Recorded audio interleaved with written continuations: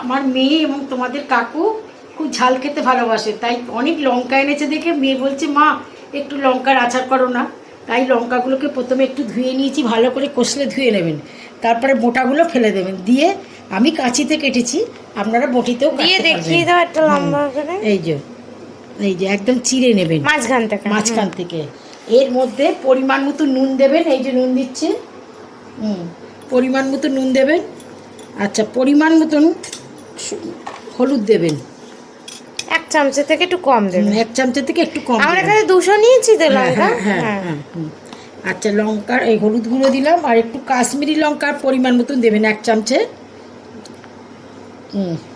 কাশ্মীরি লঙ্কা দিলাম। আচ্ছা, এইবার দিলাম কালো জিরে। আচ্ছা, কালো জিরে দিলাম। এইবার একটু ভিনিগার, পরিমাণ মতন ভিনিগারও দিয়ে দেবেন। আমি 5 চামচে ভিনিগার দিয়েছি। এইবার 1 চামচে জিরে, 2 চামচে মৌরি, 2 চামচে মেথি, আর হচ্ছে 1 চামচে সর্ষে। এইটাকে একটু শুকনো খোলা প্রথমে নেড়ে নেব, নিয়ে পেস্ট করব। আগে শুকনো খোলা পেস্ট না, মানে গুঁড়ো।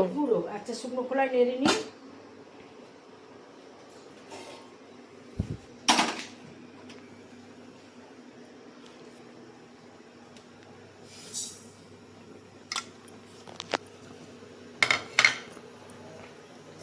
দিয়ে এটা যে মশলাটা হবে সেই মশলাটাও দিতে হবে।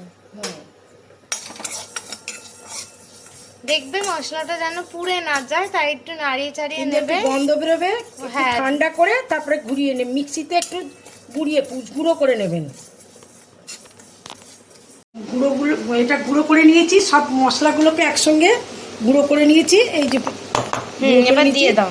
এইবার এইতে মিশিয়ে দিচ্ছি, সবটাই মিশিয়ে দেবো।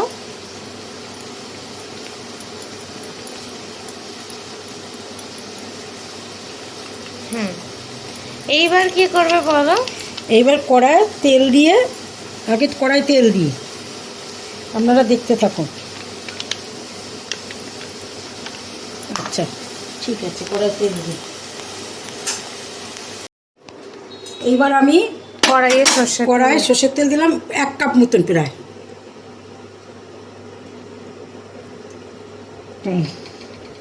সর্ষের তেল দিলাম।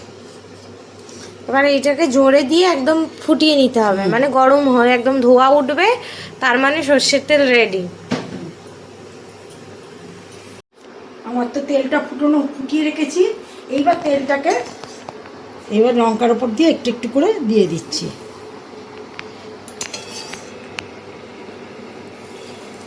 আপনারা এইভাবেই করবেন। 1 কাপ তেল নেবেন, ফুটিয়ে একটু ঠান্ডা করেন, ঠান্ডা না গরমই আছে, নাবিয়ে নিয়েছি, দিয়ে এবার লঙ্কার উপরে ছড়িয়ে দিচ্ছি। আর একটু নুন তুমি আর একটু দিয়েছি, আর একটু নুন আমি অ্যাড করে দিয়েছি, একটু করে স্বাদ দেখলাম, স্বাদ খুব কম, দিয়ে দাও, পুরো উল্টে দিয়ে দাও। এবারে এটাকে উপর নিচ করে নিতে হবে। এই যে মশলাটা, এত মশলা দেওয়া হয়েছে, তেল দেওয়া হয়েছে, সব উপর নিচ ভালো করে মেখে নিতে হবে। তাহলেই আপনাদের রেডি হয়ে যাবে লঙ্কার আচার। এবার 2 দিন রোদ্দুরে দেবেন, যখন পারবেন রোদ্দুরে দিয়ে দেবেন। এখন আমি এই শুদ্ধই রোদ্দুরে দিয়ে দিচ্ছি। এখন 2-3 দিন আমি এইভাবেই রেখে দেবো। তারপর আমি কৌটোতে পরে একটু ঠান্ডা হলে, ঠান্ডা শুধু নয়, একটু মজে গেলে আমি এটাকে কৌটে শিফট করে দেবো। বলে দাও। আমার লঙ্কার আচার যদি আপনাদের পছন্দ হয়ে থাকে, তাহলে একটা লাইক করে দেবেন, একটা সাবস্ক্রাইব করে দেবেন। নমস্কার।